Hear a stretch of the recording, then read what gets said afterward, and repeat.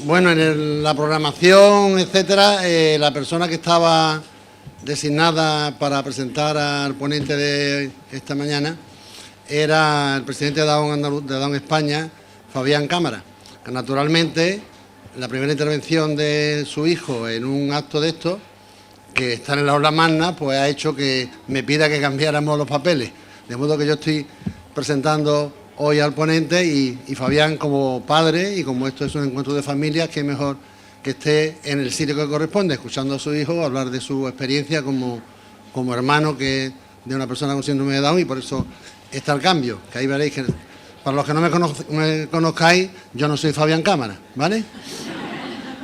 Bueno, yo soy Enrique Rosell, soy padre, estoy aquí porque soy padre de una persona con síndrome de Down que tiene 28 años. He asumido por circunstancias que todos entendéis, que todos además estáis también en ese mismo barco, distintas responsabilidades. Soy vicepresidente de la Asociación de Málaga, soy el presidente de la Federación Andaluza de Síndrome de Down, muchos lo sabéis porque además muchos sois andaluces y hemos estado en varios encuentros ya, y ya lo último que me han hecho ha sido vicepresidente del CERMI andaluz. Y ahí he llegado ya, yo no voy a coger más de ellos porque eso cansa mucho, muchas reuniones, y muchos jaleos y muchos malos ratos. Me he presentado yo, quería hacer referencia al papel que desarrollamos desde el movimiento asociativo. Este encuentro es de familia, es de padres, eres familiar también de una persona con síndrome de Down, o sea que estamos todos, más en familia no podemos estar. Que más en familia no podemos estar porque todos somos parte de una familia en cuyo seno hay una persona con síndrome de Down, incluido el ponente que hoy nos acompaña. Quiero romper un poquito el hilo que estaba previsto de la presentación, en el sentido de que parece que está todo hecho, está todo organizado, está todo funcionando, van las cosas hechas, se ha hecho el camino. Al principio había un camino lleno de piedras, se allanaron, pero el camino no es todo lo liso y llano que se puede esperar. Hay que seguir peleando. Lo último que hemos tenido, y hemos tenido que intervenir tanto las familias como las asociaciones, como profesorado, como administración, por la gran aplicación de la LOMCE, pues una chica en Granada, con 17 años, pues se quedaba fuera, a su casa. Que haga en su casa lo que pille, o haga un ciclo formativo en algún sitio, en algún curso de FPO o algo de esto, pero vamos, que se iba afuera. Cuando la ley te está diciendo que hasta los 21 años puede estar, si quiere estar. Además, con reconocimiento administrativo de que podía hacer una FP básica ordinaria, no específica. La específica sí te dejan, o sea, que te vayas al Zulo te dejan siempre, pero la ordinaria no lo dejaban.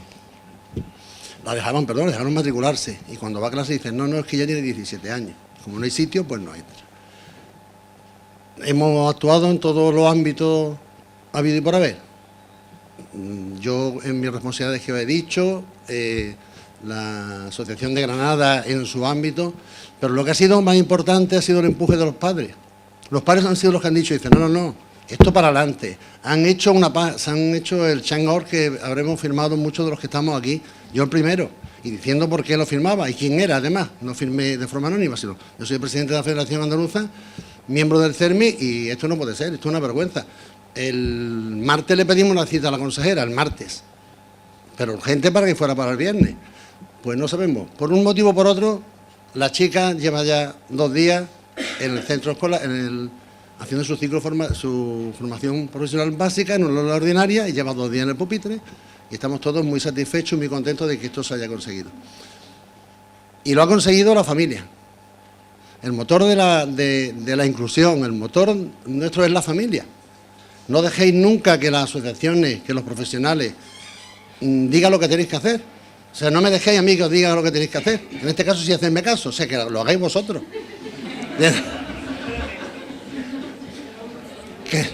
Que no hagáis responsable a los demás.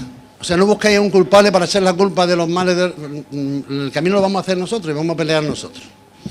Bueno, el que tiene que dar la conferencia y hablaros es el ponente, que es Ignacio Calderón Almendros. Nos han hecho un pequeño detalle de su currículum. Él, como es un trabajador incansable, hace 3 meses tenía un blog, ya tiene una página web, ignaciocalderón.uma.es, ¿no? Eso es. La hemos compartido muchísima gente, le hemos agradecido ha hecho un compendio de todas las cosas muy mejor organizado de lo que estaba antes, ¿no? Antes había muchas cosas, pero tenías que localizarlas. Ahí explica él quién es perfectamente. Pero vamos, lo voy a decir, es doctor en Pedagogía por la Universidad de Málaga, es docente del Departamento de Teoría e Historia de la Educación, ha colaborado en distintas universidades de América Latina, en la actualidad está en el grupo de educación inclusiva de la Comparative International Education Society, en inglés yo que no veo, pero bueno, en el grupo, se ha entendido, ¿no? Ha hecho muchas publicaciones. Él ha mandado una pequeña página con el currículum, pero vamos, el currículum de él es bastante mayor que esto. Y yo lo que animo siempre a estas cosas es, y además luego él las facilitará, su contacto, sus publicaciones, sus artículos, y ahí donde vais a ver sus vídeos, porque además no es que te lo escribe, sino te lo dice. Y cuando crees más a una persona que lo que dice piensa realmente lo que está diciendo, es cuando le ves la cara como lo está diciendo. Nada más que quiero darte las gracias, Ignacio. Sabéis algunos, muchos de los que están aquí, o gran parte, estuvisteis en Mojácar, pudisteis escucharlo en Mojácar, seguramente algo repetirá, pero esto hay que repetirlo. En estas cosas hay que ser martillo pilón, y repetir, no dices, es que esto ya lo escuchéis, lo escuchaste, si no le hiciste caso, pues poco sirvió lo que hicimos en Mojácar hace pocos meses, así que hay que seguir en la brecha. Nacho, como tú quieres.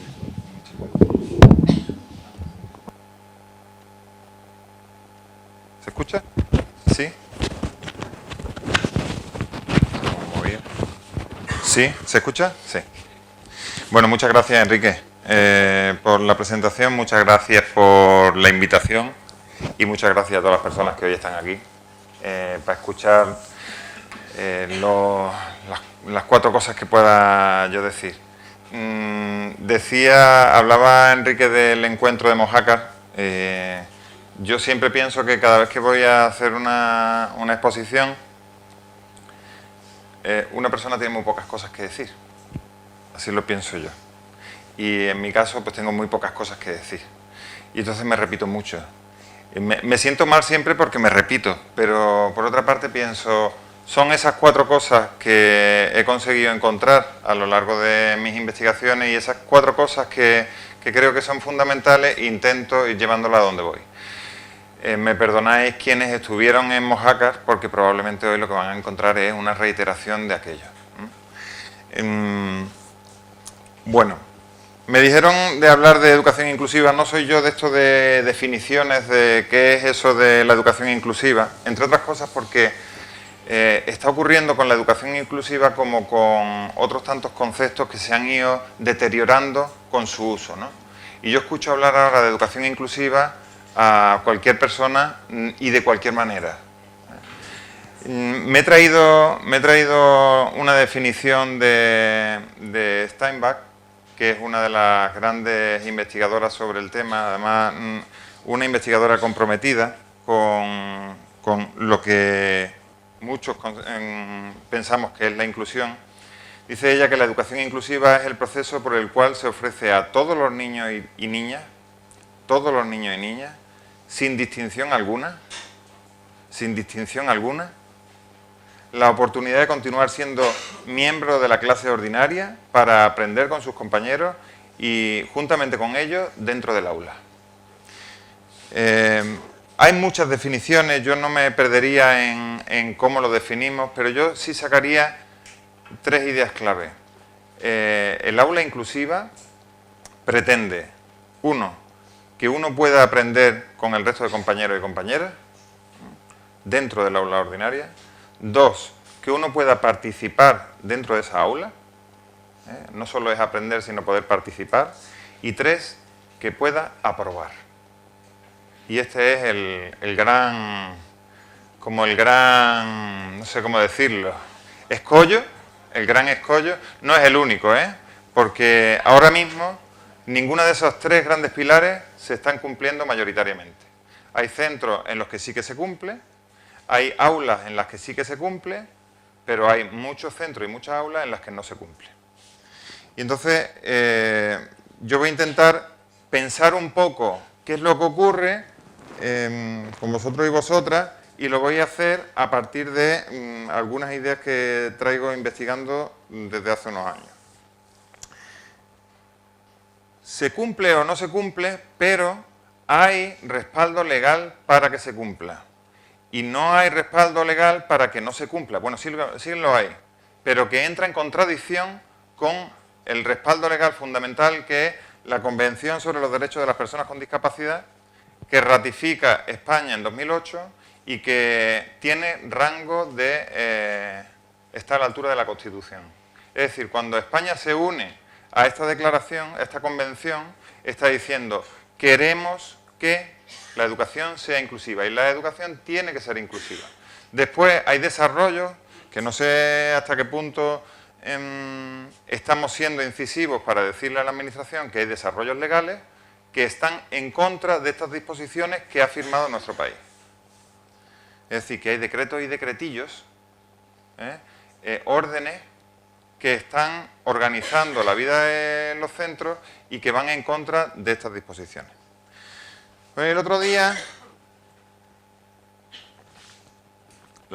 me traigo la última entrada de mi blog, que titulé Injusticias escolares que esconden absurdos. Me escribía una madre que me contaba esto. Esto me lo escribió hace un año. Tengo un niño de 6 años con autismo no verbal que empieza ahora a hablar algo en primero de primaria. Está por encima del currículum de primero y hoy en una reunión me dijeron que suspende lengua y lengua gallega porque no puede verbalizar, pero lee y escribe y tiene perfecta comprensión lectora. No me pareció justo, la verdad, pero lo peor es que quieren hacerle una ACI, una adaptación curricular individualizada, para la segunda evaluación. Para mí no tiene sentido cuando cumple sobradamente el currículum. Se la hacen porque no habla. Si yo no estoy de acuerdo, pero ellos dicen que ahora por ley es así. ¿No sería lo más lógico que le adaptasen la evaluación?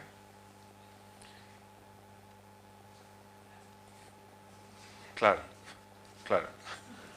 O sea, es tan sencillo, ¿no? Yo cuando le leo el comentario, que lo que me estaba era haciendo una consulta, digo, bueno, pues si tú tienes la respuesta, ¿no? Ella está teniendo la respuesta, está diciendo, ¿no sería más fácil que adapten la evaluación a las condiciones de mi hijo? Y entonces yo hago una reflexión y en esas reflexiones pues planteo, por una parte, una idea que a mí me parece básica para entender qué es esto de la educación inclusiva, que es que la educación inclusiva como derecho, si la educación es un derecho y la educación inclusiva es un derecho, no hay que merecerlo. No hay que hacer nada para merecerlo, si no, no sería un derecho. No hay que hacer mérito. Entonces, esta idea de que no hay que hacer mérito, pues tenemos que llevarla al extremo y tenemos que hacer ver a las escuelas que no hay que merecer estar en primero, segundo, tercero, cuarto, quinto de primaria, sino que es el derecho de mi hijo o de mi hija que esté en primero, cuarto, quinto o sexto de primaria, y que promocione, y que apruebe, y que pueda aprender y participar. Que no digo que sean cuestiones sencillas, pero que, por otra parte, no son cuestionables, o no deberían ser cuestionables. Otra de las cuestiones que planteo es que, claro, pensamos en las asignaturas como si fueran algo abstracto, algo independientemente del niño o de la niña. Pero es que a nosotros lo que nos interesa no es la matemática en sí como conocimiento abstracto, sino cómo las matemáticas se incorporan en los esquemas de este niño o de esta niña. Claro, de este niño o de esta niña, no va a ser de cualquiera, ¿no? Es de este concreto. Entonces yo pensaba, entonces, ¿qué pasa? Que si tu hijo no puede mover las piernas, ¿siempre suspenderá educación física? ¿cómo puede ser esto, no? Entonces tú ya estás condenado a que nunca aprobaras educación física. Es que educación física significa educar ese físico, ese, no otro, claro, el de ese niño o el de esa niña. Pues con las matemáticas pasa lo mismo. Aprender matemáticas, a lo que nos interesa ahora mismo es que aprenda matemáticas ese niño o esa niña, no cualquier otro, este concreto, que tiene las dificultades que tiene para aprender matemáticas, evidentemente. Entonces, por eso planteo yo ahí, educar a ese niño con ese cuerpo, no con otro, claro. Tú puedes desear que tus niños sean unos lumbreras, pero tus niños son estos. Es decir, a ti te han contratado para educar a estos. Y lo último que planteo yo reflexionando sobre esa experiencia es que adaptar la evaluación, ¿cómo va a ser eso? Una adaptación significativa. Eso es una adaptación no significativa. ¿En qué se transforma? Nada. Pero en las escuelas hemos aprendido que las adaptaciones tienen que ser siempre significativas e individualizadas. Es decir, que tienen que ser muy importantes la adaptación, es decir, que hay una brecha muy grande entre este niño concreto y el resto de los niños y niñas, que es una falacia. Y por otra parte, que el problema está en este niño concreto y no en el entorno. Entonces, en todo esto hay algunas cuestiones que son erróneas y que yo voy a intentar reflexionar conjuntamente con vosotros y vosotras a partir de la experiencia de mi hermano Rafa y de mi familia con mi hermano Rafa. Con esto, a mí me gustaría dejar claro que yo no pretendo decir que mi familia sea ejemplo de nada, ¿vale? No considero que mi familia sea ejemplo de nada, pero ilustra algo. Pues yo la que he investigado ha sido la experiencia de mi familia. Y en esa experiencia de mi familia nos podemos encontrar reflejados en algunas cosas, pues muchos de los que estamos aquí, porque hay cuestiones comunes. Pero vaya por delante, que en mi familia no es ejemplo de nada, mi hermano no soy yo, ni yo soy el doctor Frankenstein creando a mi hermano, ni mi madre lo fue, ni mi padre lo ha sido. Es decir, que mi hermano es mi hermano, que evidentemente mi hermano depende de su contexto, igual que he dependido yo. Yo necesité que mi madre me quisiera, yo necesité que mi madre me mandara al colegio, yo necesité que mi madre me ayudara en lo que necesitaba, igual que mi hermano. Entonces, que quede bien claro esa idea. Hay un momento, la foto que pongo aquí corresponde al cartel de un documental que tenéis en la red, se titula Yo soy uno más, notas al contratiempo, que se desprende de esta investigación que he estado haciendo yo en el caso de mi familia. Y en ese documental en lo que se incide es un momento en la secundaria obligatoria en la que nos dicen a la familia que Rafa no puede aprender más, que tiene que salir del centro donde él había estado estudiando hasta tercero de la ESO y en el que habíamos estudiado el resto de hermanos y hermanas. Somos muchos hermanos y hermanas. Para eso el centro hace una evaluación psicopedagógica y con esa evaluación psicopedagógica que sirve como instrumento legitimador de un dictamen de escolarización que es excluyente, pues se hace ese dictamen y se dice, pues tiene que ir a un centro de educación especial. La familia se niega, nosotros decimos no nos parece bien, él tiene que seguir estudiando en esta escuela y a partir de ahí se genera toda una lucha entre la familia y la escuela porque se reconocieran los derechos educativos de Rafa. Hago una presentación la verdad es que le he hecho un corte a una actuación de Rafa.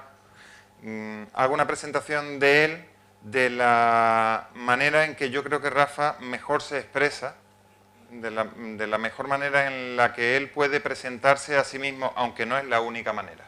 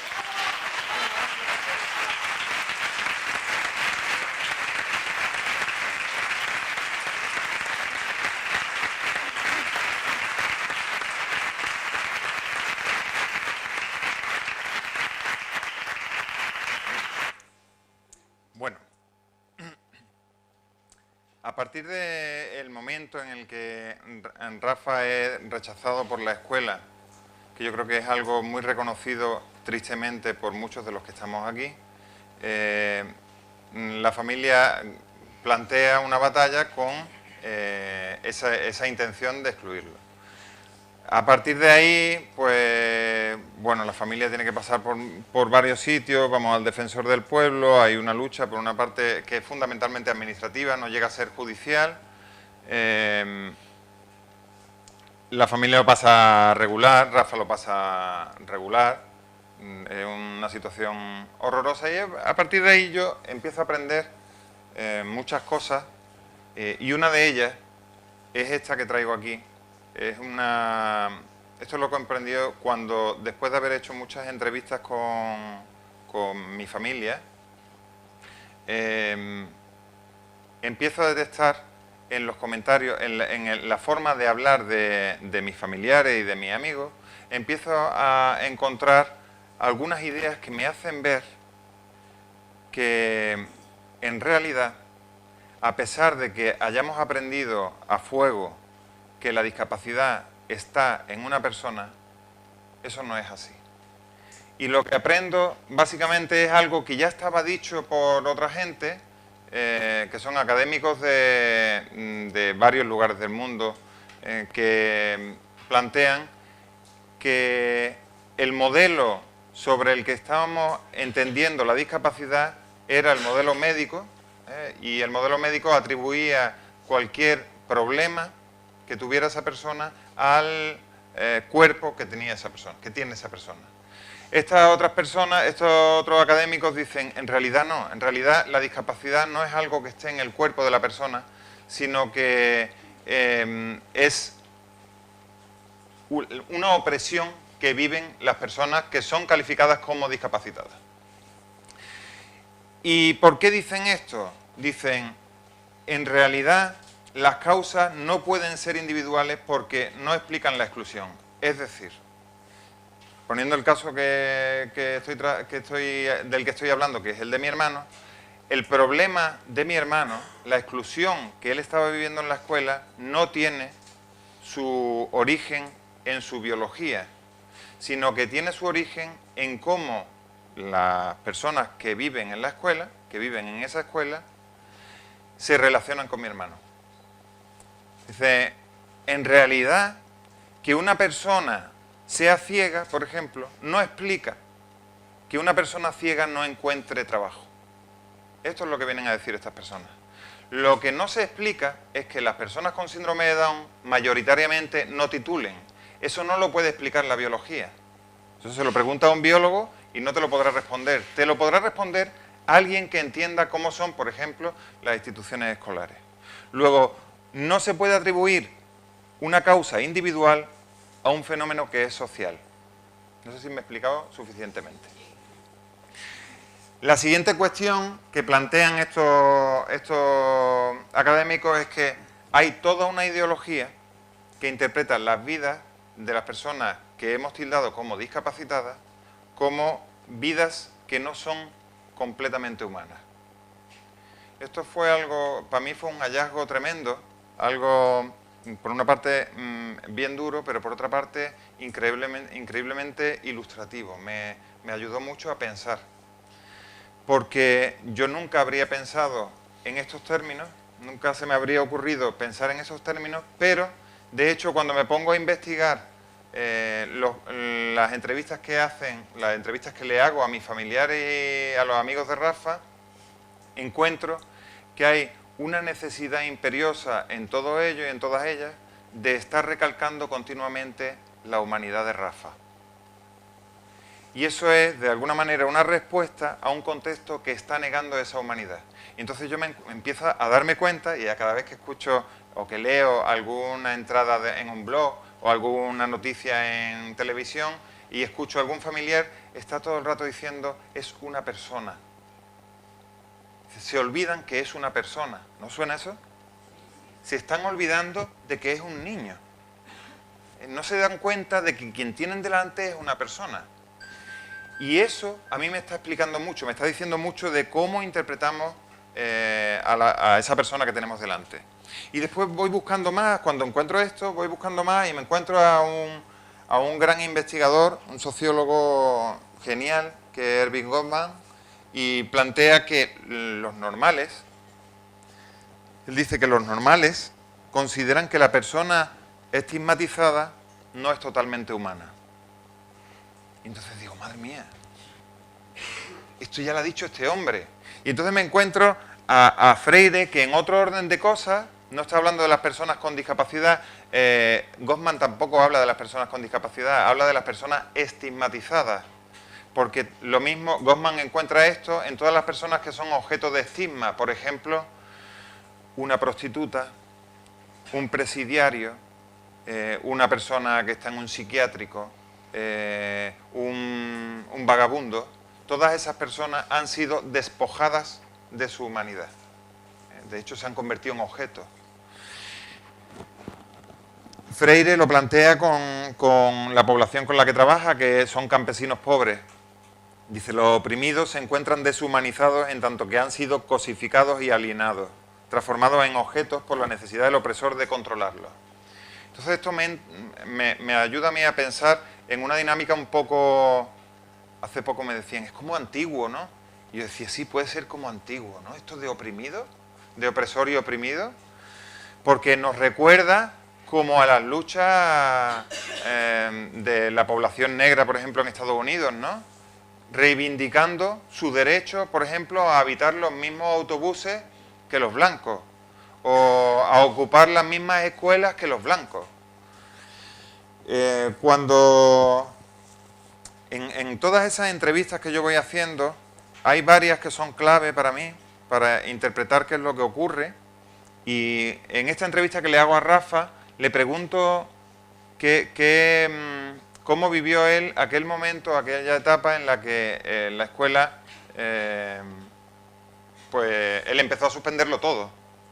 Entonces cuando suspendió en la secundaria obligatoria le pregunto cómo se sintió. Y entonces él me cuenta esto. Un ataúd de los muertos,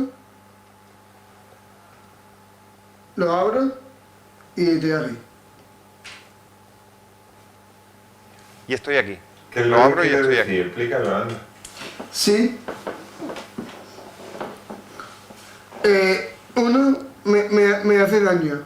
Vale, estoy herido, tengo sangre por todo el cuerpo, pero el Señor me empujó. Dice, tú puedes. Yo te doy el don que es la música. Luchando con la escuela, ¿vale? El autobús que yo estaba, bueno, estaba en mi mente.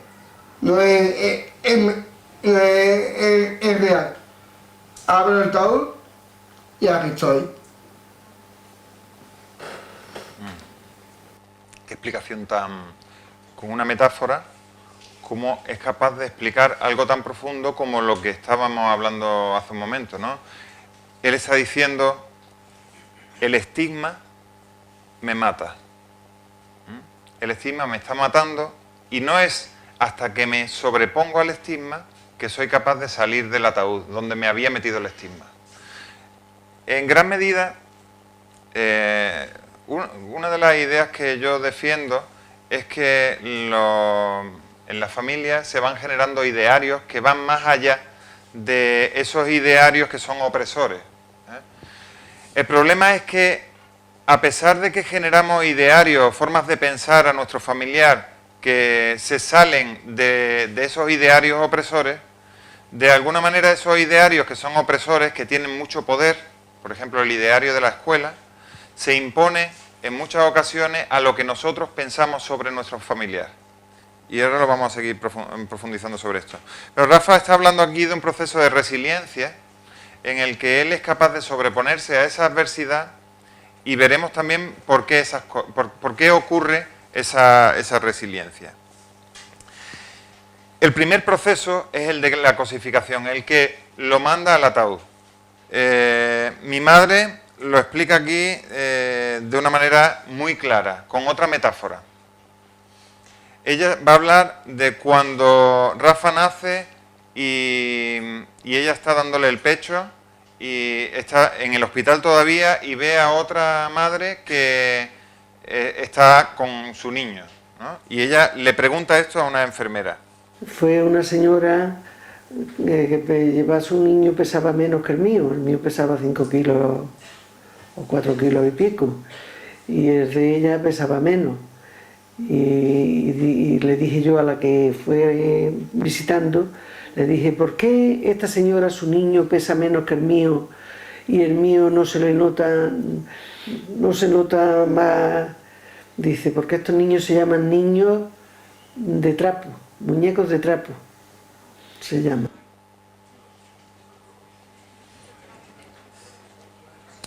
Mi madre nunca interpretó esto en términos negativos, pero la metáfora fue increíble. Es decir, ella cuando me lo estaba contando no me estaba diciendo, hay que ver lo que me dijo, ¿no? Me dijo, es que estos niños son, ¿no? Me estaba contando lo que ocurrió y cómo ella aprendió aquello, ¿no?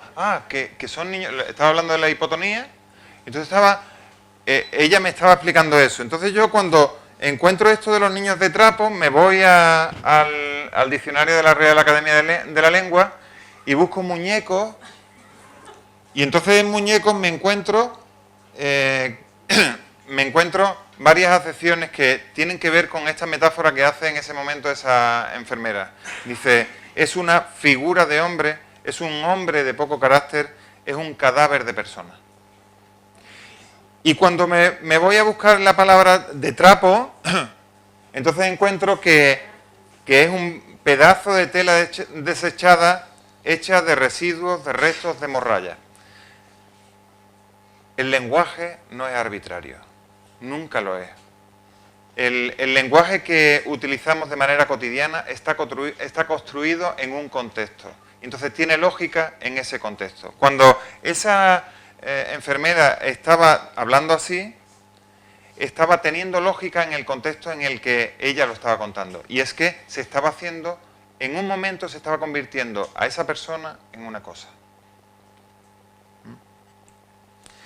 Y entonces la cosificación, ese proceso de convertir a la persona en cosa, que no es complejo, que es cada vez que decimos el síndrome de Down, estamos convirtiendo a la persona en el síndrome de Down.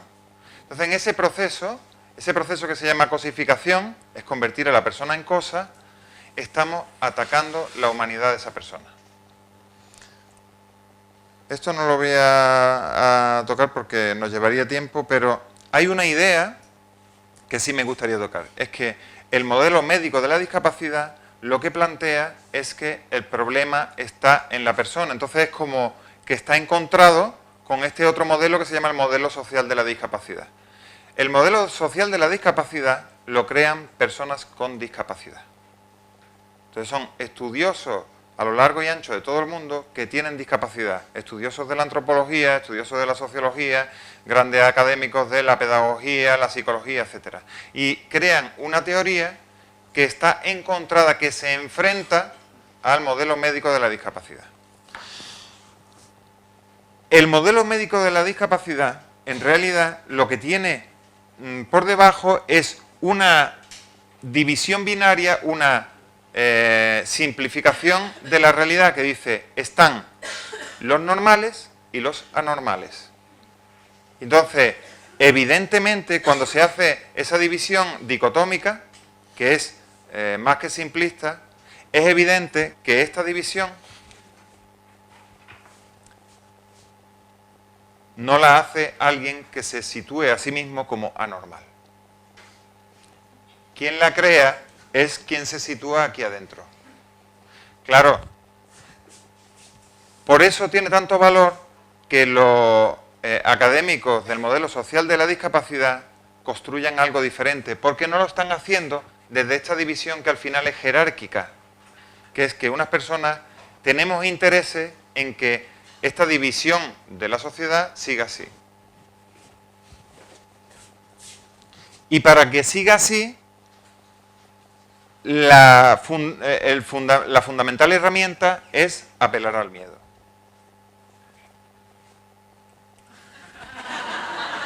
Yo lo repito.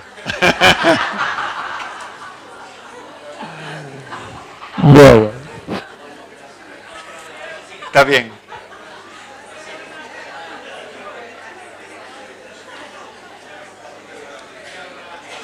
No lo puedes decir a viva voz, ¿eh? No pasa nada.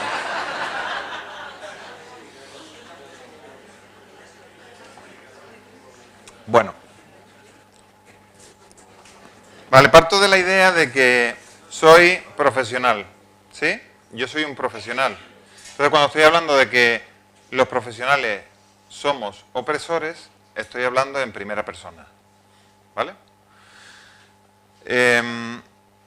Aquí habla mi hermana, una de nuestras hermanas, que habla de el papel que jugaron. En concreto está hablando de los orientadores en el tránsito de mi hermano por la secundaria.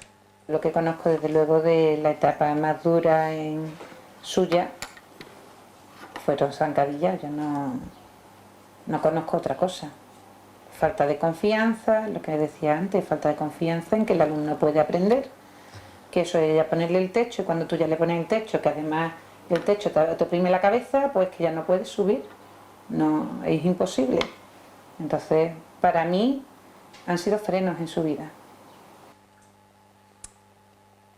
Claro. Con las mujeres se habla de techo de cristal, ¿verdad? El otro día en una entrevista me preguntaban, me decían de techo de cristal, me hablaban del techo de cristal, y yo le decía al entrevistador, en realidad las personas con discapacidad lo que tienen es un techo de hormigón armado.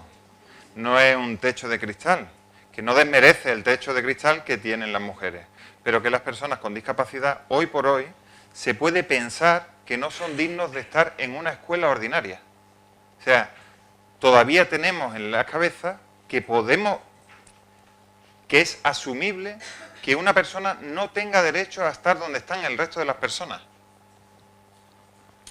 Bueno, entonces, lo que hay que hacer, lo que el profesional dice es, hay que hacer comprender a la familia lo que tiene. No quién tiene, sino lo que tiene.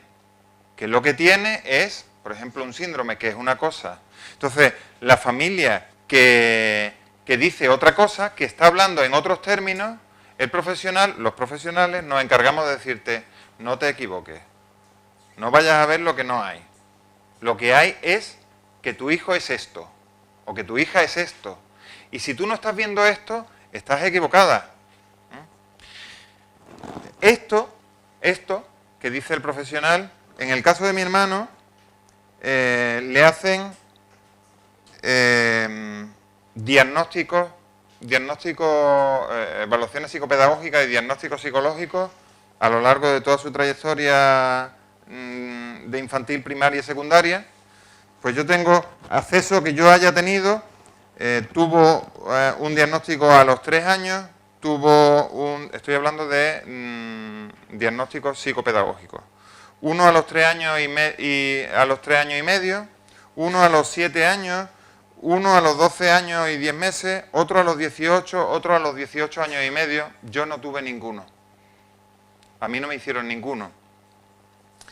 Y en todas esas pruebas que le hicieron, en todos esos informes médicos psicopedagógicos, extraje algunas de las palabras que aparecían en esos informes. Y entre esas palabras estaban, y entre comillas, aceptable, retrasado, desfasado, déficit, merma, por debajo, nivel bajo, debajo de la media, deterioro, lenta, deficiente, limitaciones, menor, minusvalía. Minusvalía. Y entonces cuando estamos hablando de hormigón armado, de techo, de lo que estamos hablando es precisamente de esto, de cómo los profesionales estamos convirtiendo a la persona en eso, en retrasado, en desfasado, en déficit, en merma. Es una merma. Es un déficit, es un por debajo. De todas esas, a mí la que más me llama la atención, porque ya estamos como acostumbrados a hablar de inválido, que no vale, inválido, o de minusválido, que vale menos. De eso ya estamos acostumbrados, como que pasa por nuestra mente y ni se procesa, ¿no? Pero a mí me llamó mucho la atención esta de tiene, creo que eran las palabras textuales, creo que era algo así como tiene una inteligencia aceptable. Aceptable. Qué increíble, ¿no? Que un profesional pueda llegar a decir, es aceptable. ¿No? ¿No es increíble? Pero lo hacemos, los profesionales lo hacemos. O sea, lo hacemos y además lo hacemos en nombre de la ciencia. Y los familiares, pues nos quedamos un poco como, ¿y ahora qué hago? Porque te están diciendo, su hijo, mucho cuidado, que su hijo está muy por debajo de la media. Y entonces usted lo que tiene que hacer es aceptar la realidad. Acepte usted la realidad de su hijo. Que si no, le van a ocurrir cosas malas. Porque apelamos al miedo. Es la forma de hacer que la familia entre en esa dinámica. Pero la discapacidad no es algo que esté en el cuerpo, es lo que venimos diciendo desde el principio, ¿verdad? No está en la biología. Y la discapacidad es una construcción social. Y aquí lo explica mi madre de una manera magistral cuando ella llega a casa después de haber parido a mi hermano, perdón, y cuando llega a la casa se encuentra con una vecina, ella dice que tiene muy malas follas. No, creo que no lo dice así. Bueno, pero viene a decir eso, ¿no? En granaíno, lo he traducido a granaíno. Es que ella es granaína. Entonces llega a la casa, se encuentra con esta vecina y la vecina le dice esto. El Carmela vino como malilla uva, poca gracia. Dice, Malilla uva. Oye, dicen que tu niño es mongólico. ¿Es o no es? Digo, pues si tú lo dices y la gente lo dice, pues será. Dice, pero bueno, ¿es o no es mongólico? Digo, para mí no es, para mí es mi niño. Pero ahora ya no sé yo lo que la gente diga o tú digas, pues está muy bien. ¿Qué quieres que te diga yo?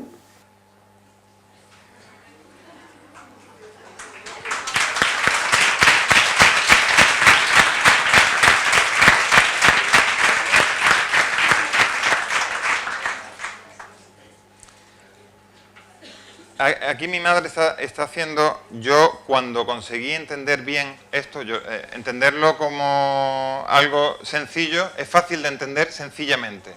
Pero mi madre está lanzando una idea muy profunda, que después yo he entendido a lo largo de los años. La idea profunda es que está diciendo, si tú lo dices, será. Si no lo dices, no será.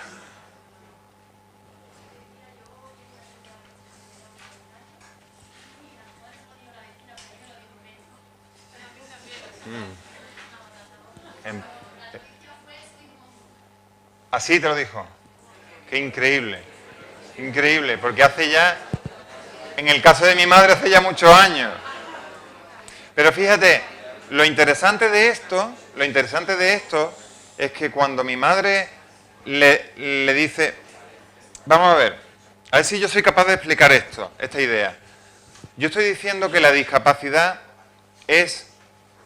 no es más que algo que hemos inventado, que hemos creado, y que se ha construido socialmente. Y entonces ese médico que te habla a ti, o esa vecina que le habla a mi madre, está construyendo la discapacidad, la está creando. Mi hermano todavía no había llegado a ese contexto y de repente en ese contexto se está creando la cosa en la que se quiere convertir a mi hermano. Lo interesante de todo esto es que a la vez que ese médico o esa vecina está diciendo tu hijo es mongólico, en el caso de mi madre, ella está devolviendo también, está creando la realidad. Y al crear la realidad, lo que está diciendo es, si tú lo dices, será. Si no lo dices, no será. Y si no lo dices, mi hijo podrá ser mi hijo y ya está, nada más. Entonces ella lo está creando. Y yo tengo que decir más. Yo tengo que decir que Mi padre falleció el año pasado y mi madre ahora no es capaz de decir una frase coherente. Pero ella ha creado la realidad. Ahora mismo, la realidad que ella creó está aquí. Se está creando la realidad. Sí.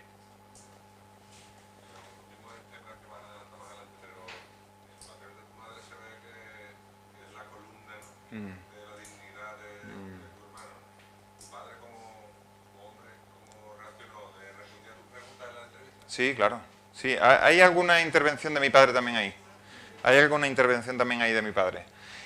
Pero yo creo que tú has visto que en las respuestas de mi madre hay algo completamente revolucionario. Mi madre no hizo ni un solo curso de primaria, igual que mi padre. Mi madre era de un pueblo de Granada, de un pueblecito muy pequeño, y mi madre tuvo un montón de hijos, somos 9 hermanos y hermanas. Rafa fue el más pequeño, y mi madre tuvo la capacidad de ver a mi hermano sin el estigma. Pero eso supone continuar con ese ver a la persona sin el estigma. Es algo que está completamente denostado en la sociedad porque es como que tú estás ciega, porque no estás viendo lo que debes ver, que es lo que te dice el modelo médico de la discapacidad. Entonces mi madre era una rebelde en ese sentido. Ella no se pretendía rebelde, Ella lo que decía, si es que yo no le veo nada. Y yo lo veo igual, Tú le preguntabas a mi madre y ella lo veía igual. Y siempre la ha visto igual. Y entonces hasta los hermanos de Rafa le decíamos, pero vamos a ver, mamá.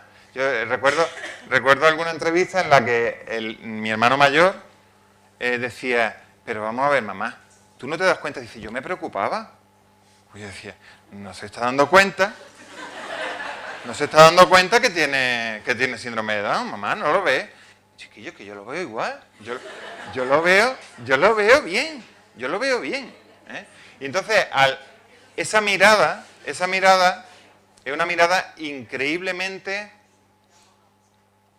es una mirada sanadora, pero no sanadora del síndrome de Down, sino sanadora del estigma y del daño que hace el estigma. Si hay algo en lo que no me estoy explicando bien, me decís, Nacho, no me he enterado, no te has explicado bien, ¿vale? Esta imagen a mí me parece maravillosa. Él es Paco Guzmán, él ya falleció, es un activista del Foro de Vida Independiente por los derechos de las personas con discapacidad. Esto es una de las marchas de lucha por los derechos de las personas con discapacidad en la que lo deja muy claro, con un mensaje muy corto. Dice, vamos a ver, las personas con síndrome de Down no sufren el síndrome de Down. ¿No os dais cuenta? Que lo que se sufre es algo que no es biológico. Es imposible que sea biológico. El sufrimiento no es la trisomía 21. El sufrimiento es, por ejemplo, la exclusión. La exclusión de la escuela, la exclusión de los amigos, la exclusión del trabajo, la exclusión, que es social. Pensar la discapacidad en términos individuales es una falacia. Lo que sufro es discriminación. Y cuando yo me doy cuenta, bueno, uno de esos momentos en los que yo me doy cuenta de qué es lo que ocurre alrededor de Rafa, me lo dice él, bueno, no me lo dice a mí, lo dice en 2 entrevistas a la radio. Esta es la segunda entrevista que hace una semana después de haber hecho otra en Radio Exterior de España, en la que le preguntan esto y él responde. Oye, ¿cuándo decidiste ser músico? Pues cuando yo tenía 9 o 10 años y cuando se fueron los componentes de la banda con los instrumentos, se fueron para la banda. Ah, y tú los veías pasar y te daba envidia. Decías, yo quiero. No. Yo quiero también ir con la banda, ¿no? No. ¿Ah, no? No. Mi pensamiento era, esto es lo que os voy a contar, y es Yo, ¿por qué no?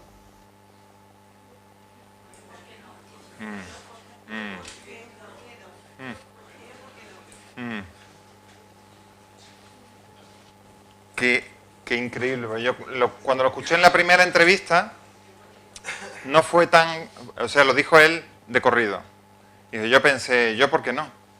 Y entonces le responde la entrevistadora y dice, ¿yo por qué no? Y de ahí entraste en el conservatorio, ¿no? Y en esta entrevista pasa algo muy interesante, que es que Rafa empieza a tartamudear. Y cuando él tartamudea, pensaba en las radios, que se pierde el tiempo, que la gente, ay.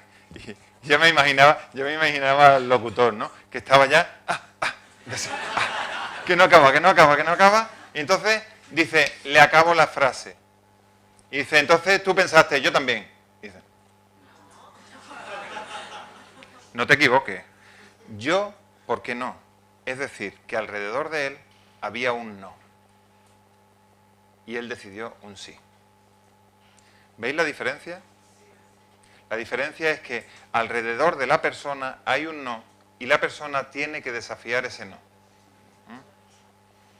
Entonces, pensar que esto va a ocurrir sin el conflicto, o sea, que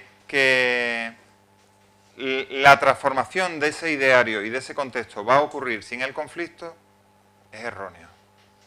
Entonces tendremos que pensar que si lo que hay que transformar es ese contexto, necesariamente tiene que haber conflicto. Tiene que haber conflicto significa que las escuelas van a defenderse porque quieren permanecer igual y necesitan el conflicto para no permanecer igual. En ese caso fue el conflicto de decir, no, es que yo voy a entrar en la banda, aunque me digan que no. Y en las escuelas tendremos que generar el conflicto necesario, con esto no digo que vayamos allí con el hacha de guerra, pero que necesariamente tenemos que asumir que se va a molestar el estatus actual. Entonces eso hay que asumirlo, porque el profesorado se tiene entendido a sí mismo como el profesorado de ciertos alumnos y no de ciertos otros alumnos. Y el profesorado necesariamente tiene que aprender y tiene que asumir que el alumnado suyo es todo ese alumnado. Y eso cuesta trabajo. Pero entonces eso necesita del conflicto cognitivo de ese maestro, de esa maestra, y también del conflicto social, que es que nosotros tenemos que estar en los consejos escolares y en la aula y en los centros diciendo, oye, esto es derecho de él, ¿por qué no? Y entonces hay que rebelarse ante la realidad. Y tú preguntabas por mi padre, y aquí va mi padre, sobre su experiencia cuando, os pongo en situación, está mi padre, ha nacido mi hermano, está mi padre en el nido patológico, entonces está viendo a mi hermano y pensar que detrás llegan a un grupo de médicos. Y entonces pasa esto. Noté algo. Pero aquello que salieron los médicos diciendo cuando pasaron por allí, un niño... como... ¿Síndrome de Down? No. De trapo. El nombre que tiene, que no Trisómico. Trisómico. Tampoco, ¿no? Sí. Mongólico. Mongólico. Aquello me hizo a mí un revulsivo en el cuerpo tremendo, me cagué en la madre que los parió, claro, a espalda de ellos. Oye, pero aquello me hizo hacerme padre de verdad. Aquellas palabras de esto me hicieron a mí reaccionar de una forma tremenda para aceptarlo y quererlo así del primer momento, que hasta antes de ese momento no lo veía yo así, ¿no? Pero después de escuchar aquello, Yo es que no le veía nada me raro. volví con una cara de atropellarlo. Y cambió mi mente, cambió totalmente. Pero yo es que no...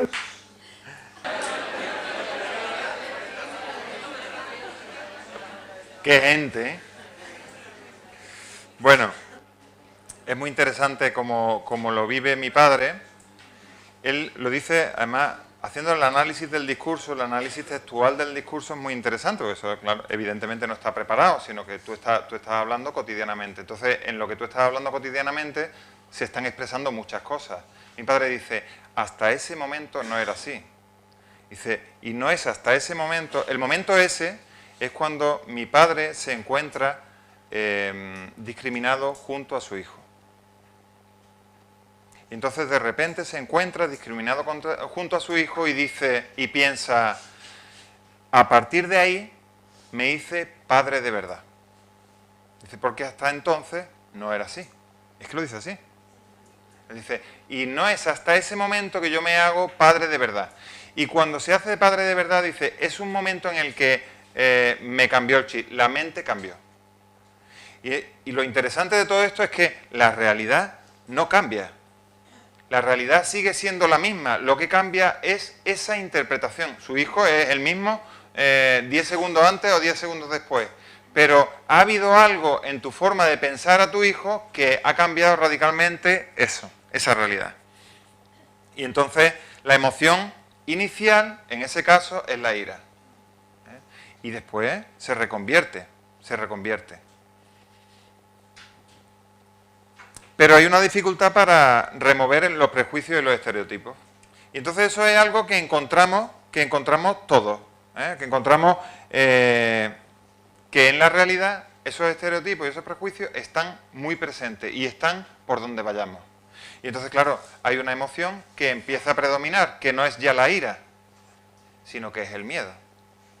Y entonces el miedo te hace meterte en la incertidumbre y esa incertidumbre, vamos a ver, queremos controlarlo todo. Una forma de controlar la realidad es cosificar la realidad humana. Y cuando la cosificamos, la controlamos, porque sabemos qué es lo que va a ocurrir. Entonces, es fácil, por ejemplo, plantear que una persona con síndrome de Down entra en la escuela y va a acabar según las cartografías que hemos creado para las personas con síndrome de Down. Porque es que hasta el sistema educativo tiene creado su espacio, su línea específica para esas personas.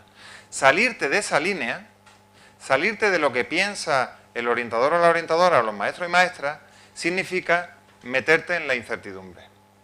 Y la incertidumbre crea desasosiego. Entonces, ¿estaré haciendo lo correcto? ¿No estaré haciendo lo correcto? Y encima ahora tengo a los profesionales diciéndome que no es lo correcto, que lo que yo le voy a provocar es dolor, sufrimiento, etcétera, etcétera. Y entonces es muy difícil enfrentar ese prejuicio, pero recordad que el prejuicio es meter a la persona en el ataúd, porque ya está la cartografía hecha. Las personas somos seres que no tenemos cartografía hecha, sino que creamos nuestros caminos. En la medida en que creamos nuestros caminos, nos llamamos personas. Y entonces vuelve a la necesidad del conflicto. Y en ese choque con esa realidad que es tozuda y que es difícil, nos vamos encontrando con problemas, nos vamos adaptando a esa realidad. Esto lo cuenta un padre de una persona, Álvaro, también con síndrome de Down. Encontramos que hay unas conductas, unos tópicos muy preestablecidos y que hay una manera, en cierto sentido, de dejarse llevar, como de intentarlo pero con cierta tibieza, ¿no? Por aquello de que es un futuro incierto, por supuesto es una batalla tremenda y que no tiene final, y en la que hay que enfrentarse a multitud de problemas y de dificultades.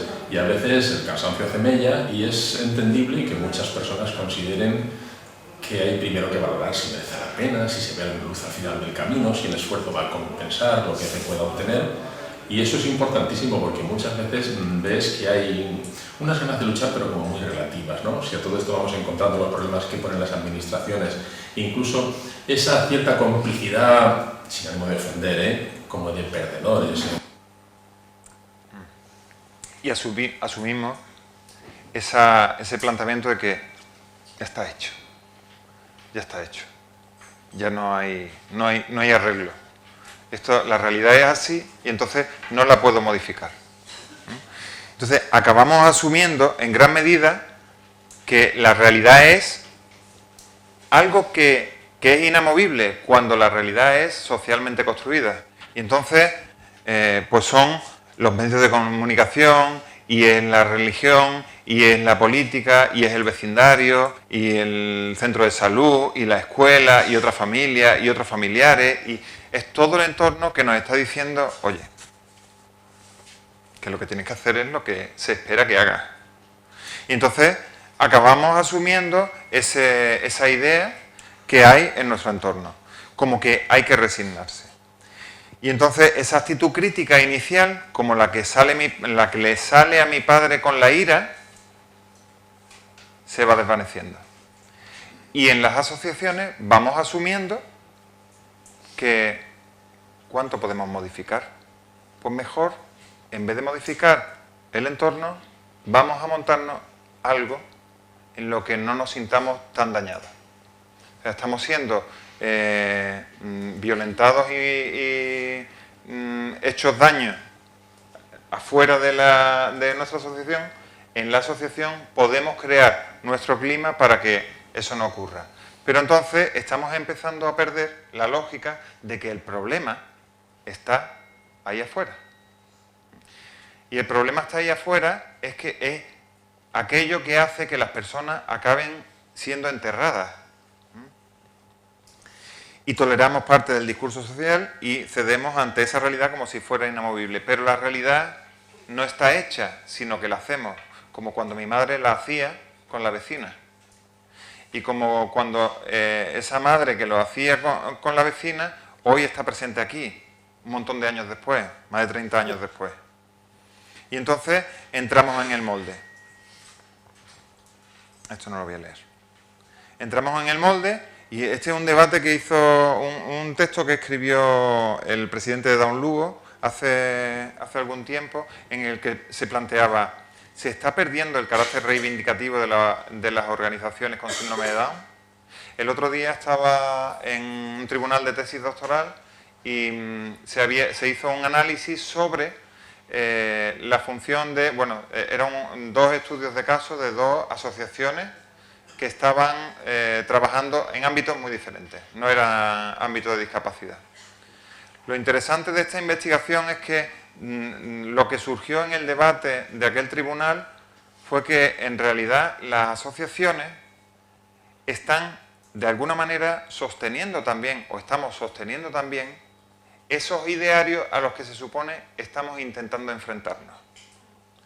Y entonces, en este caso, había una entrevista que para mí fue muy ilustrativa y brutal, que dice, le preguntan al presidente de una asociación, una gran asociación, le preguntan y dice, ¿cuál es el objetivo de tu asociación? Y dice, desaparecer. Pero cada año era más grande. Entonces se estaba haciendo un gigante, ¿cómo va a ser el objetivo de desaparecer? Es imposible que desaparezca, claro. Y de alguna manera también estaba descargando de la responsabilidad que tiene que hacer la administración, que tiene responsabilidades y que son responsabilidades que tiene que asumir y que tenemos que hacer que asuman. Y entonces, en esa construcción social de la discapacidad, hay algo que también está en las asociaciones, y es que los profesionales de las asociaciones estamos formados mayoritariamente a través del modelo médico de la discapacidad. Y como estamos formados en el modelo médico de la discapacidad, las soluciones siempre son individuales, porque lo que te falla es el cuerpo. Y lo que pensamos es siempre en términos de cosas y no de personas. Y seguimos pensando en términos biológicos y no en términos culturales. Y entonces, ¿qué es lo que estamos haciendo? Y se nos dice, por ejemplo, cuando se cuestiona ese marco hegemónico, cuando se cuestiona ese ideario, pues de alguna manera también en las propias asociaciones se hace desistir. Dice, la realidad es lo que el profesional ve. Hay un momento en la historia de mi hermano que a mí me parece muy ilustrativo también.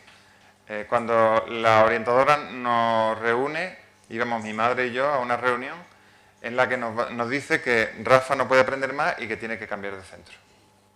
Y entonces, cuando nos dice aquello, yo le digo que no. Y entonces dice, vosotros sabéis, esto es en tercero de la ESO, Dice, ¿vosotros sabéis que Rafa tiene síndrome de Down? Pero que eso lo he vivido yo en primera persona, ¿eh? Yo no lo entendí, el comentario no lo entendí. No lo entendí porque, digo, ¿será posible que me esté haciendo esta pregunta? Pero después sí lo he entendido. Porque el mapa que ella tenía de lo que es la cosa del síndrome de Down no encajaba con lo que nosotros pensábamos sobre Rafa. Y entonces llega un momento en que ella está tan desorientada que dice, estos no se han enterado, ¿no? No se han enterado. Y entonces hay que decírselo porque no se han enterado. Claro. Lo interesante es que ella piensa que esta gente no se ha enterado, porque la realidad es lo que ve ella, que está avalada por el modelo médico de la discapacidad. Dice, la realidad es lo que yo veo, y si no lo ve, es que esta mujer está cegada. Le ciega el amor de madre, por ejemplo, ¿no? Le ciega el amor de madre. Yo recuerdo a una maestra hablándome de que había una madre que no, ¿cómo decía? Que no admitía, no, que no aceptaba, esa es la palabra, que no aceptaba el autismo de su hijo. Y digo, es increíble porque dice, es que no acepta a su hijo como es. Digo, ¿quién no lo está aceptando? Eres tú, porque ella vive con su hijo, le pone de comer, lo escucha todos los días, si hace estereotipias lo tiene delante, ¿no? Si se despierta por la noche 4 veces, lo escucha ella. Y entonces el profesional piensa que tiene la legitimidad, porque como que tiene la verdad. Entonces tiene la legitimidad de decirle a esa persona que tú no aceptas a la persona. Oye, es que esa madre o ese padre a quien está viendo es precisamente a la persona. Y tú lo que estás viendo es otra cosa, que es el modelo. Fijaos, la madre o el padre en muchas ocasiones lo que está viendo es a su hijo a través del modelo social de la discapacidad, que está diciendo, me lo están discriminando. Y entonces cuando la profesional le dice que tu hijo tiene autismo, y dice, mi hijo no tiene autismo. Mi hijo es mi hijo. Y entonces dice la profesional, ¿cómo que no? Tiene autismo, ¿no lo estás viendo? Mira, le han hecho un diagnóstico, tiene autismo. Y la profesional lo está pensando en términos biológicos, tiene autismo. Y la madre lo está pensando en términos sociales, que me lo echan. Pues entonces, como no quiero que me lo echen, no tiene autismo.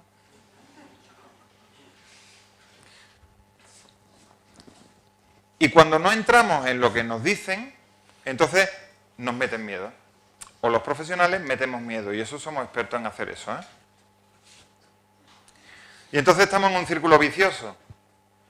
Hay un sistema social que segrega, la familia se revela ante ese sistema social porque la familia tiene la suerte de hallarse en un lugar privilegiado para hacer el encuentro entre personas. De repente tú, como madre, te encuentras con tu hijo y es una persona y puedes cuestionar todo el estereotipo, ¿eh? Toda la cosa. Y cuando tú te das cuenta de eso, dices, pues venga, vamos a transformar la realidad. Y te encuentras que la realidad no la puedes transformar tan fácil. Y entonces las familias crean instituciones para transformar la realidad. Pero las instituciones también se encuentran con que tienen dificultades. Y las instituciones se adaptan a ese sistema social y reproducen también el sistema social. Luego, al final, entramos en un círculo vicioso del que acabamos formando parte. Y hablo en primera persona. Y entonces, lo peor de esto es que las familias no somos cualquier eslabón, sino que somos el eslabón más sensible y el más potente para hacer lo más bruto de todo, que es hacer entender a la persona que es el estigma. Porque si lo dice un profesional, jamás será lo mismo que que si lo dice la madre o el padre. Y el poder pensarse a sí mismo como que eres un ser correcto, perfecto y perfectible, perfecto como eres así y evidentemente como ser humano perfeccionable, eso es lo más grande que podemos hacer. Yo recuerdo que yo en un ataque de profesionalidad, cuando estaba estudiando pedagogía, no sabría decir en qué curso era, pero yo le descubrí a mi hermano Rafa que tenía síndrome de Down. Y eso fue porque yo, como profesional, le estaba haciendo un favor a mi hermano. Entonces yo recuerdo decirle, Rafa, ¿tú sabes que tiene síndrome de Down? Y me dice, ¿qué dices?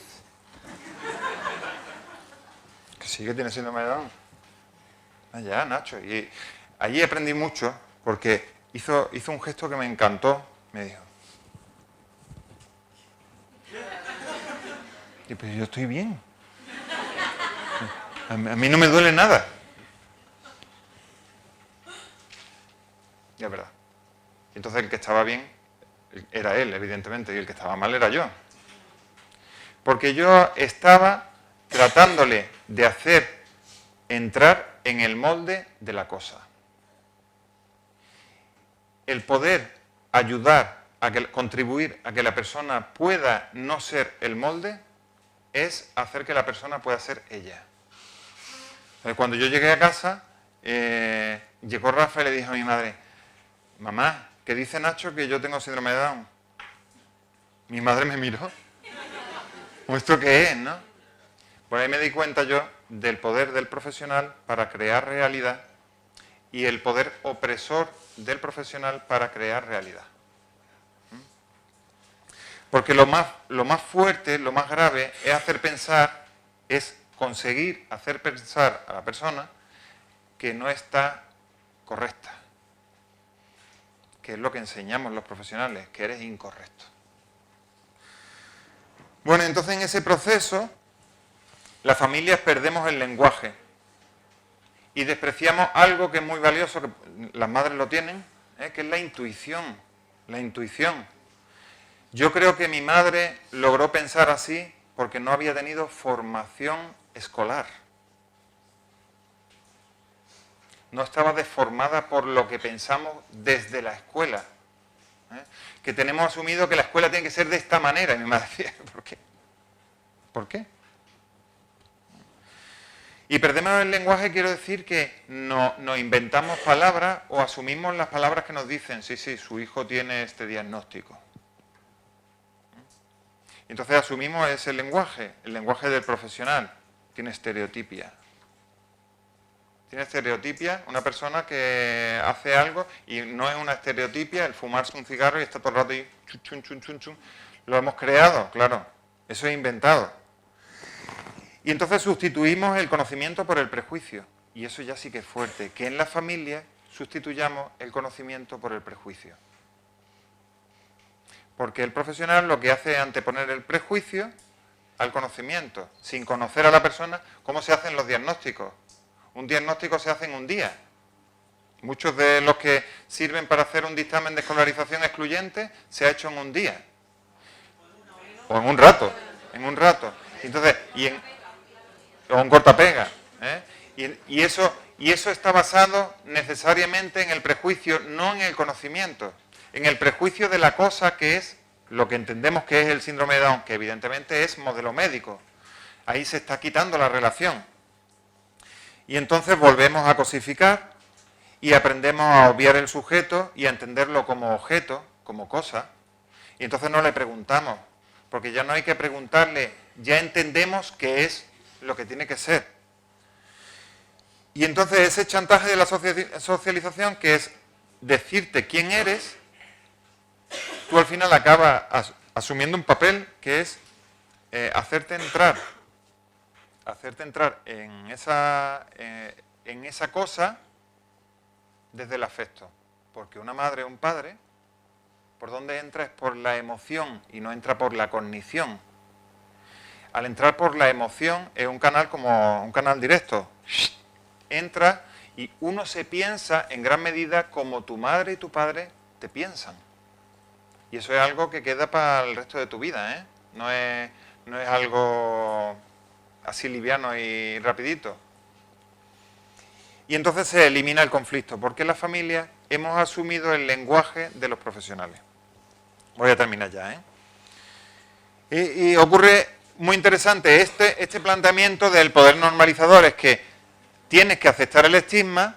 Si no aceptas el estigma, entonces una de dos, o eres ciega o estás enferma, no estás loca, ¿no? Y entonces, si estás ciega o enferma, ya estás estigmatizada también. Fijaos lo que hace el profesional. Tu hijo está enfermo. Y tú dices, no, mi hijo no está enfermo. Y entonces dice, pues entonces la enferma eres tú. Entonces tu hija y tú estáis enfermos. Y decía Freinet, que no podéis preparar a vuestros alumnos para que construyan mañana el mundo de sus sueños si vosotros ya no creéis en esos sueños.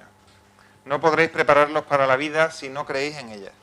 No podríais mostrar el camino si os habéis sentido cansados y desalentados en la encrucijada de los caminos. Solo si somos capaces de mirar la realidad con esperanza, podemos construir realidades nuevas.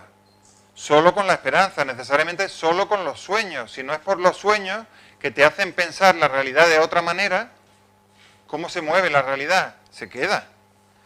Entonces, es cuando mi madre dice, para mí no es mongólico, para mí es mi hijo. ¿Eh? Y entonces ahí ocurre algo grandioso, que es que un hijo no es una patología. Un hijo es un hijo educable y una madre que también es educable, y entonces ahí podemos educar, nos podemos educar. Y entonces hay que crear discursos que sean resistentes, y discursos resistentes voy a plantear algunas ideas muy básicas para hacer los discursos resistentes. Es para plantear que hay cosas que cuestionar, que hay que cuestionar la meritocracia, es decir, que la escuela hay que merecerla, que los cursos hay que merecerlo, eso hay que cuestionarlo. Que hay que cuestionar la normalidad, que es lo que no se cuestiona en la escuela. El libro de texto es este. Entonces, si tu hijo no se adapta, es un problema de tu hijo. Lo que tenemos que cuestionar no es el que no se adapta a la norma, sino la norma. Y tenemos que cuestionar cada vez que se hace una concepción individual de la discapacidad. Cada vez que alguien está diciendo, es un problema de tu hijo. No, no es un problema de mi hijo. Es un problema de mi hijo en el entorno en el que está. Y hay que asumir el conflicto como parte de la vida, que no es cómodo, pero que es una realidad. Y hay que devolver la mirada amorosa y comprometida frente a la técnico neutral. Es decir, que cada vez que un orientador, un maestro, un profesor, un equipo directivo te está hablando en términos neutrales, tú tienes que devolverle tu mirada todo el tiempo humana. Porque en las escuelas lo que hace falta ahora mismo es rehumanizar las relaciones. Y paso, y entonces planteo que la discapacidad no está allí, sino que está en medio. La discapacidad está siempre en medio de dos personas, al menos en medio de dos personas. Y entonces la batalla no es psicológica, y la batalla no es médica, y la batalla no es terapéutica. Es una batalla política como la de los negros defendiendo su derecho a estar en las escuelas. Lo dejamos aquí. Muchas gracias.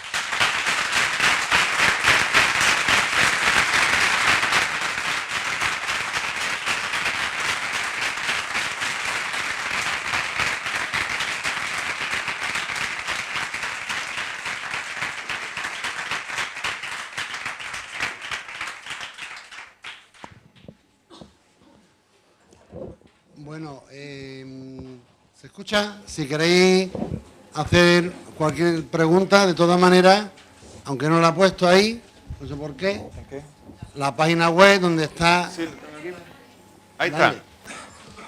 Ahí está, la nueva página web donde veis muchos vídeos, conferencias, etcétera, que dais publicaciones, todo contacto que queráis desarrollar de lo poco que hemos podido disfrutar de él hoy. Si queréis preguntar, adelante. Sí, levántate, ¿puedes levantarte? Venga. La enhorabuena, porque estuve en Oaxaca y a pesar de que estuve en Oaxaca, he venido para repasar. Entonces en aquel momento te pregunté cuando acabaste la charla y te dije que qué podía hacer yo como madre, qué pasito para comenzar ese cambio dentro del sistema educativo con ese enriquecimiento que tú hablabas. Pero yo veía como muy difícil, ¿qué hago yo solo? Y me acuerdo que me aconsejaste como que, no sé qué palabra utilizaste, como que estudiase un poco el campo primero, buscar algo huequecito, estudiar qué posibilidad tenía con el profesional, si tenía actitud de cambio, si yo le veía el hueco. Entonces cuando volví a Sevilla, no compré tu libro, compré dos, el de Educación y Handicap. Uno me lo leí yo, el otro arriesgué y se lo regalé a la profe. Cuando iba por la mitad del libro, la profe me paró en la puerta del cole y me dijo, qué dinero, ¿no? Y me asusté porque dije, era tú si no me metió la patita. Se ve que se lo terminó y a principio de este curso se me informa por escrito de que Antonio tiene la PT dentro de clase.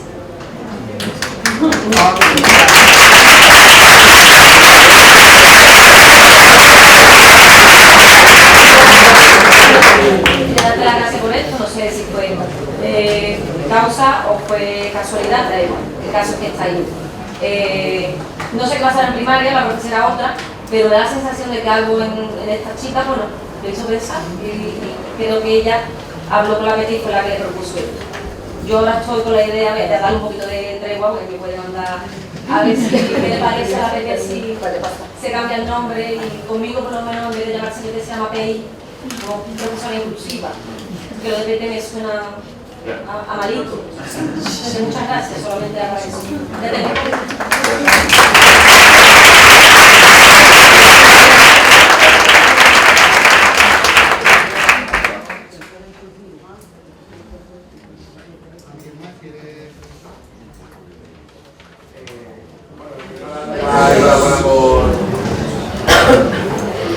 Darte la enhorabuena por la intervención, porque a mí desde el comienzo hasta ahora me ha tenido totalmente pendiente, vamos, una parte interesantísima. Y no voy a entrar en profundidad, simplemente en la importancia del lenguaje que tú has hecho alusión con el tema del lenguaje, y yo creo que es una forma muy importante de educar en nuestro entorno. Entonces yo a veces me pongo pensando en mi entorno, pero es que creo que es importante. Por ejemplo, con el tema de quería pedir tu opinión acerca de un pasito más que hemos ido dando, ¿no? De inválido, minusválido, discapacitado. Ya se habló en el Congreso Iberoamericano de Salamanca, en abril y tal, se reivindicaba ir cambiando discapacitado por capacidades diferentes. Efectivamente, todo el mundo somos discapacitados, yo también lo soy, porque yo soy discapacitado para operar, ¿no? Por ejemplo. Y mi hijo es discapacitado, yo tengo un hijo de síndrome de Down de 7 años, o de 6 años pico. Él tiene una discapacidad o una capacidad inferior para aprender a la misma velocidad de matemáticas tan fuerte que yo. Pero efectivamente quería saber tu opinión acerca del cambio, a lo mejor, de discapacidad a capacidades diferentes, porque efectivamente tal vez sería más adecuado ir educándonos en ese cambio. Y hay un matiz pequeñito, el tema de la normalidad y la normalidad tal vez sería más correcto usar corriente o no corriente, ¿no? A lo mejor es como decir, lo normal es salir por la noche, no. A lo mejor lo corriente entre los jóvenes es salir por la noche, pero lo normal es vivir por el día y dormir por la noche. Bueno, pues a lo mejor cambiar el tema de normal o anormal por corriente o no corriente. Es decir, lo corriente a lo mejor es lo que es más común, pero eso no significa que sea normal. No sé, quería saber algo contigo a ver qué opinamos. Yo es que hace algún tiempo que en el debate de intentar poner por ejemplo, un concepto nuevo como el que tú has planteado capacidades diferentes. Desde el Foro de Vida Independiente, al que yo pertenezco, el término que se utiliza es el de diversidad funcional. Me parece interesante, especialmente el de diversidad funcional, yo le veo muchos valores. pero hace tiempo que no estoy yo en ese debate, no estoy porque creo que no ha sido del todo, que ha sido un poco estéril. Y me parece más interesante asumir, no asumir, yo no lo asumo, pero trabajar a partir del concepto que hay, que es como el que está en la calle. A mí me gusta, por ejemplo, no hablar tanto de inclusión. Mi hermano nunca ha hablado de inclusión, mi hermano Rafa. Mi hermano se inventó un término genial que descubrí yo en esta investigación, que era agrupación. No era como lo que nosotros entendemos por inclusión, pues él lo planteaba como agrupación. Yo le preguntaba, ¿cómo te sientes en la banda de música? Y él me decía, yo me siento agrupado. Agrupado. Porque es una agrupación musical. Entonces él se siente agrupado. Y ese es un concepto mucho más verdadero que cualquier otro que inventemos. Entonces yo lo que yo voy planteando ahora mismo, no sé, mañana lo mismo lo cambio, pero ahora mismo es trabajar sobre lo que piensa la gente, sobre las palabras que utiliza la gente y cuestionar esas palabras. Entonces, cuando alguien dice discapacitado, está hablando de una persona. Y yo lo que estoy diciendo es que cuando está diciendo discapacitado, eso que está diciendo no es una persona, es la relación entre al menos dos personas. Entonces lo que estoy es poniendo el foco en, ¿puedes volver a mirar lo que tú ya estabas diciendo? ¿Lo puedes volver a mirar de nuevo a ver qué es lo que pasa? Pero me parece bien. Esa y tantas otras propuestas que salgan me parecen estupendas. Quería preguntar, al principio de la conferencia has dicho que el tema de la escuela inclusiva, ¿no? que era un derecho que no tenemos que ganarnos ni merecer, y que además eso se había ratificado en España cuando ratificaba la Convención de Derechos de Personas con Discapacidad. Y quería saber si eso se aplicaba, que supongo que sí, tanto a las escuelas públicas como a las concertadas.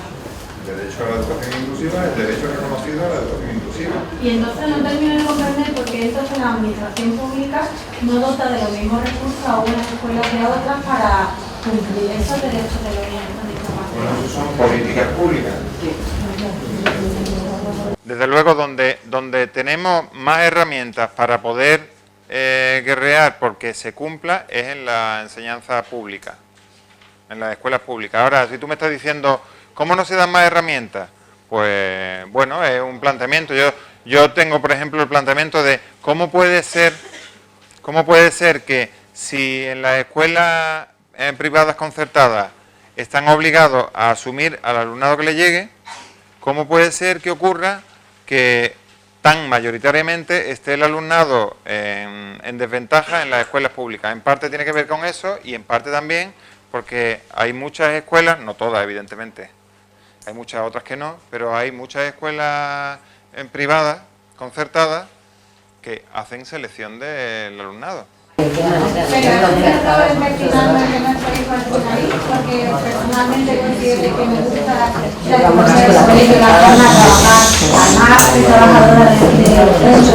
¿Tiene un error que nuestro hijo esté en ese centro? Eso no te lo puedo decir yo en tu caso. En el caso de mi hermano Rafael estaba en una escuela concertada.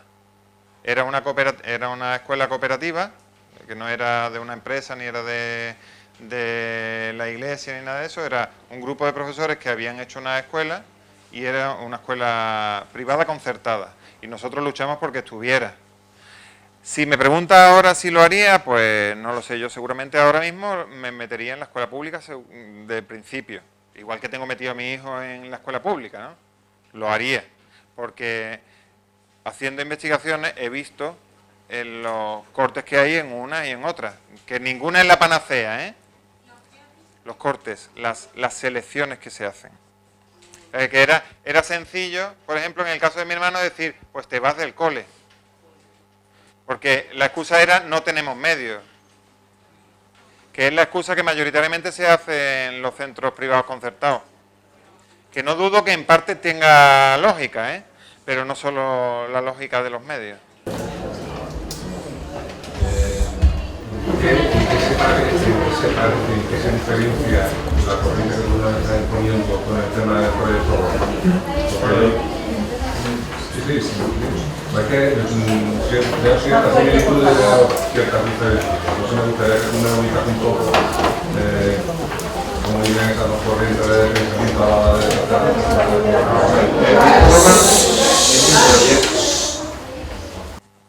como tal, tiene una metodología concreta que han concretado, que han hecho, tiene una filosofía. Yo hay muchas cosas de la filosofía del Proyecto Roma que comparto junto con el modelo social de la discapacidad, que es algo muy amplio, que es algo internacional.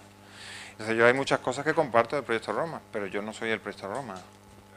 O sea, nunca he participado en el Proyecto Roma. Si esa es tu pregunta, no. Ahora, que la idea de, por ejemplo, que la discapacidad y la realidad se construye socialmente, es una idea que comparte el Proyecto Roma, que yo comparto con el Proyecto Roma y que los dos compartimos con un montón de investigadores que hay a lo largo y ancho del mundo que plantean esto, ¿no?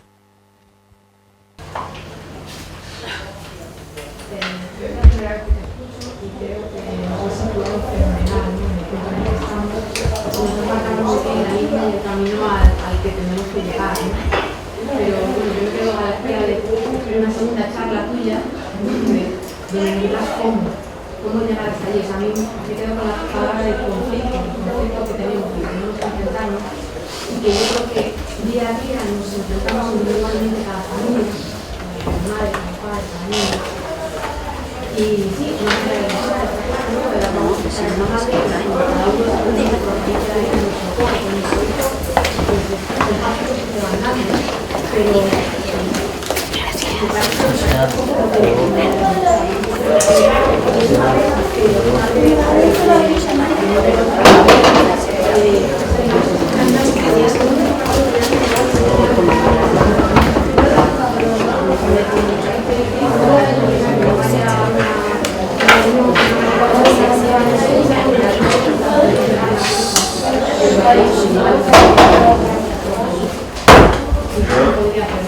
Yo escuchaba, leía estos días atrás a Fabián Cámara hablando de que el alumnado tiene que titular, por ejemplo. Eso es una lucha muy básica, pero es una reivindicación que hay que tirarla para adelante. Pero después yo le planteaba esta mañana, y debajo de eso hay otra, que es que hay que cargarse las adaptaciones curriculares individualizadas significativas. Hay que cargárselas, porque mientras no se rompan...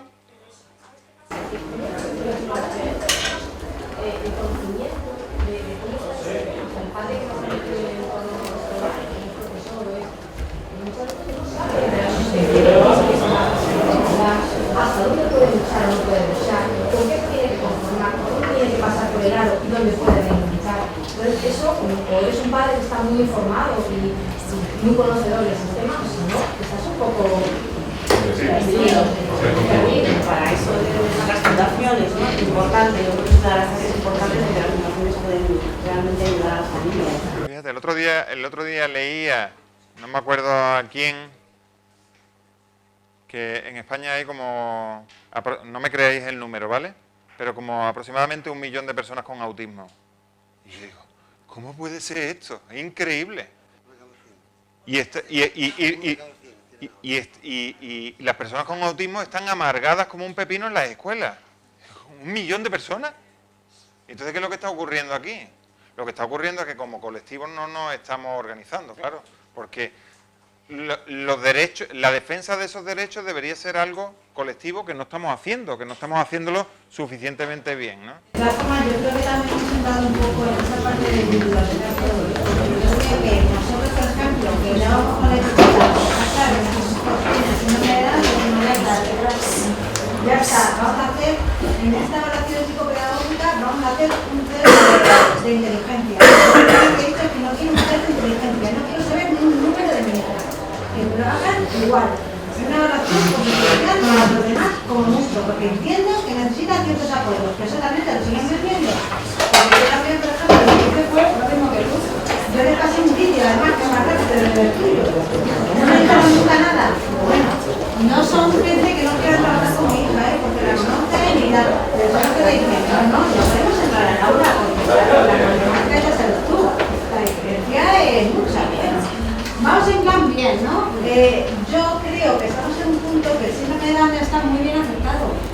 fenomenal. Y si más o menos se comportan bien, pues ahí vamos bien. Cuando se comportan mal, viene el problema. Eso es claro. Pero que se comportan bien quiere decir que hacen lo que la escuela quiere que haga. Claro. Pero esta misma mañana, hablando con Fabián, decía menos cuando lo que no quieren es que den el coñazo. Claro, pero es que cuando dan el coñazo, en la forma en que investigo, la lógica está en entender la gente por qué piensa así o por qué actúa así. Entonces, quien da el coñazo, necesariamente lo que está haciendo es poner el conflicto en lo alto de la mesa. Está diciendo que esto no está bien. Ya. Y el vecino me da es así, y estoy también contigo, que somos muchos los colectivos, que estamos pidiendo lo mismo, pero al mismo tiempo hay padres ahora mismo que lo que quieren es un diagnóstico para que sepan que su hijo, si tiene un trastorno de conducta, que tengan su etiquetita, de manera que puedan pedirles de apoyo, y eso está pasando. Y yo les digo, os están engañando, os están, pero engañando entre comillas, y hemos entrado todos por el sistema, y lo que hay que cambiar es el sistema, y siempre desde dentro. Porque a mí lo que me gustaría es que Nacho, de fuera, por todos los departamentos y delegaciones,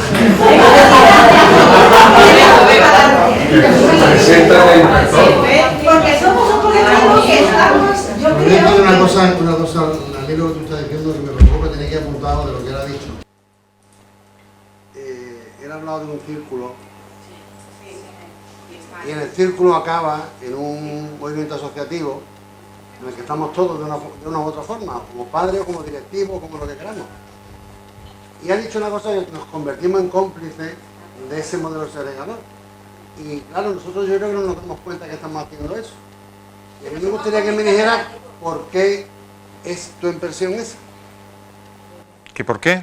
¿Tienes tú la impresión de que el movimiento asociativo es cómplice de la administración? Vamos a ver, en parte. No, yo no digo que todo. Ahora lo que digo es que y no solo en el terreno de la discapacidad, en el terreno del tercer sector. El planteamiento es inicialmente romper con la injusticia que se está viendo, que da igual que sea por la lucha contra la pobreza, que sea la lucha por los derechos de las personas prostitutas, que da igual que sea la lucha por los derechos de las personas con discapacidad. En todos esos casos, lo que ocurre es que las personas se unen con la idea de luchar contra la injusticia. Una forma de luchar contra la injusticia es lo asistencial, que al final acaba siendo lo primordial. Lo asistencial, que es como para salir del paso, porque está siendo tan machacado que dice, bueno, vamos a crear algo para que no esté tan machacado, finalmente se convierte, no estoy hablando en concreto de Down España ni de la asociación, pero en general lo que ocurre es que lo asistencial acaba convirtiéndose en lo fundamental. Y lo otro es lo que queda incuestionado. Claro, por una parte está... Ya había dicho yo que dentro tenemos cierto veneno, que es que estamos los profesionales y que nos unimos por una causa que necesariamente la pensamos desde términos biológicos. O sea, que nos unimos porque estamos pensando que el síndrome de Down, como lo entendemos en términos médicos. Y por otra... Usted mete todos los profesionales, ¿no? Yo no digo todos los profesionales.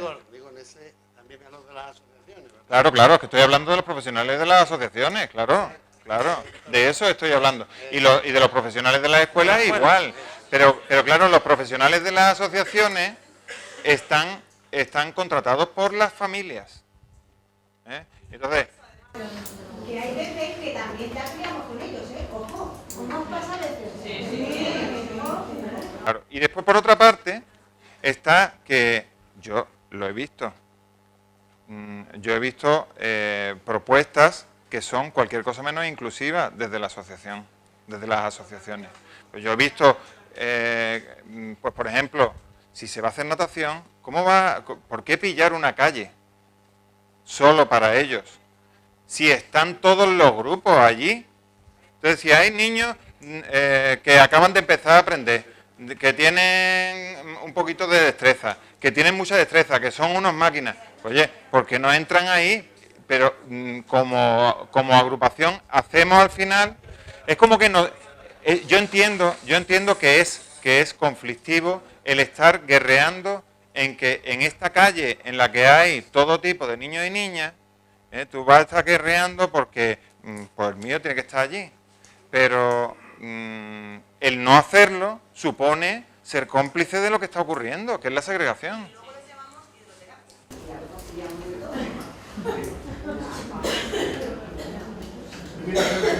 Sobre el tema de la ley de dependencia, si ves que para el tema de discapacidad el síndrome de Down fue buena idea.